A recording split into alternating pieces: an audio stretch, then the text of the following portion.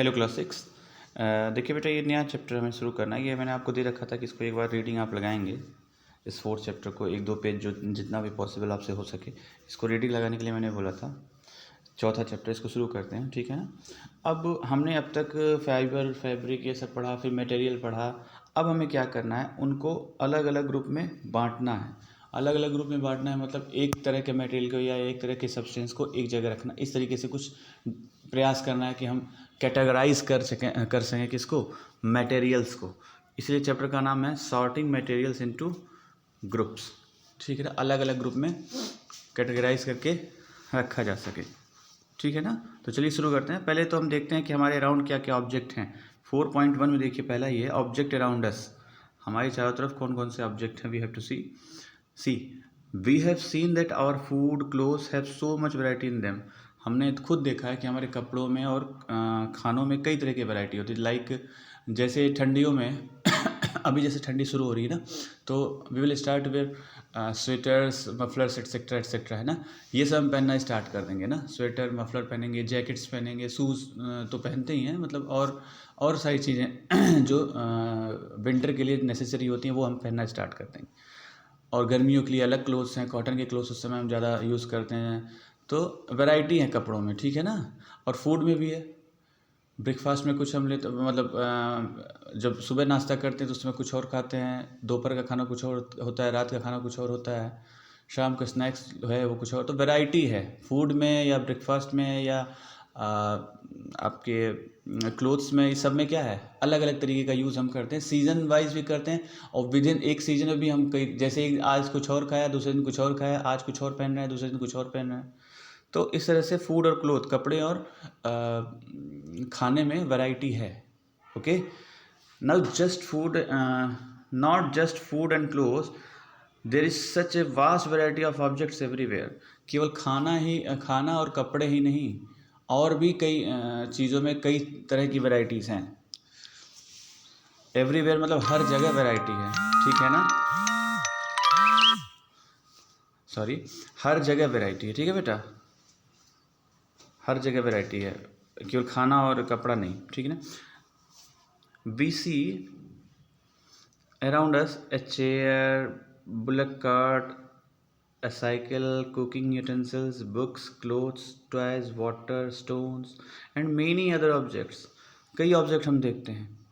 All these objects have different shapes, colors and uses. जितने भी object हम अपनी तरफ देखते हैं अलग अलग शेप होता है। कोई सर्कुलर होगा, कोई रेक्टेंगुलर होगा, कोई किसी तरीके का, कोई स्फेरिकल होगा, ठीक है ना। अलग अलग शेप होगी, अलग अलग कलर होता है, कोई ग्रीन होता है, कोई ब्राउन होता है, ठीक है ना।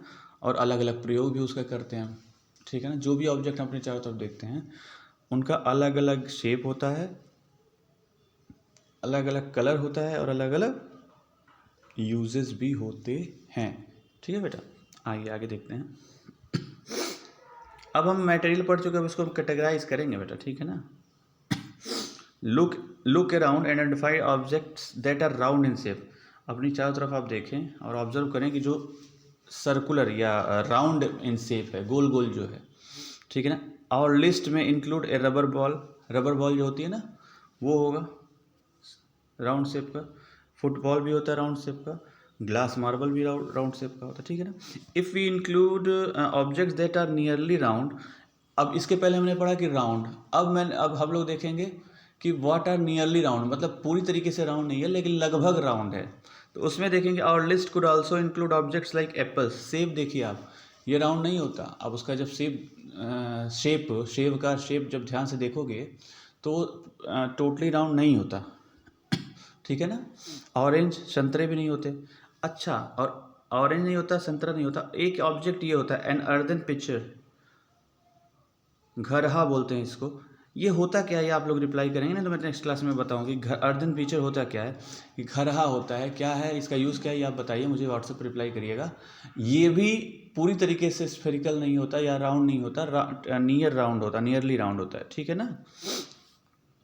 इसको बताइएगा, मैं आगे चलता हूँ, ठीक है ना। अब देखिए यहाँ पे ये जो पूरा ये कलेक्शन दे रखा है, इसमें डिफरेंट तरह के, ये देखो ये ताला चाबी है, ये टॉय है, ये पेपर वेट है, ये ग्लास है ना।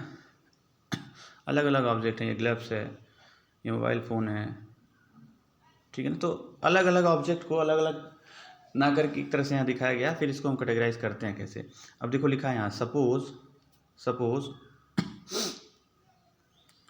वी, एक सेकेंड में तो लग रहा है कहीं,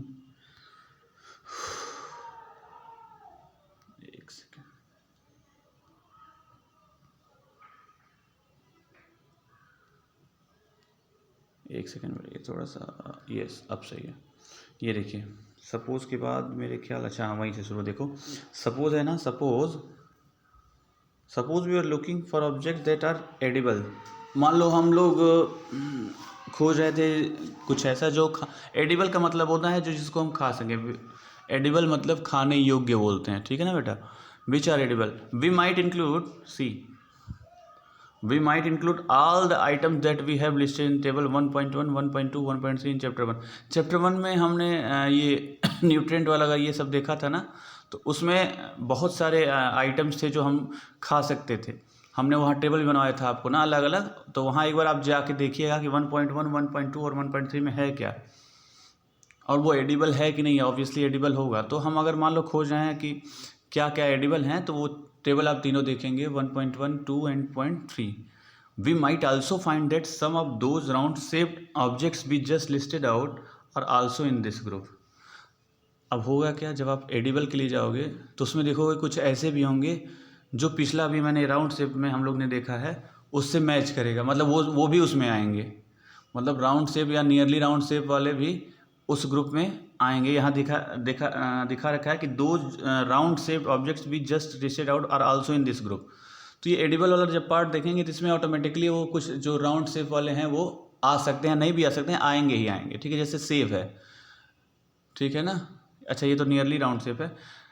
अब वहाँ जब टेबल देखोगे ना तो उसमें कुछ ऐसे होंगे जो राउंड शेप वाला जो टेबल हमने बनाया है इधर यहाँ पे ऊपर कहीं, वो उसमें उस वाले टेबल में जो एडिबल वाला टेबल है उसमें आएंगे। बस हमें मतलब कॉमन हो सकता है, ऐसा हो सकता है कि एडिबल का चार्ट हम बनाएं तो उसमें राउंड शेप वाला जो पहले हमने चार्ट बना रखा वो उसमें आ जाए, या केवल राउंड शेप का वाला बना रहे हैं तो एडिबल वाला पार्ट उसमें आ जाए, ऑटोमेटिकली आ जाएगा, ठीक है ना। तो ये कहने का मतलब है कि कॉमन टेबल भी बन सकती है, ठीक है ना।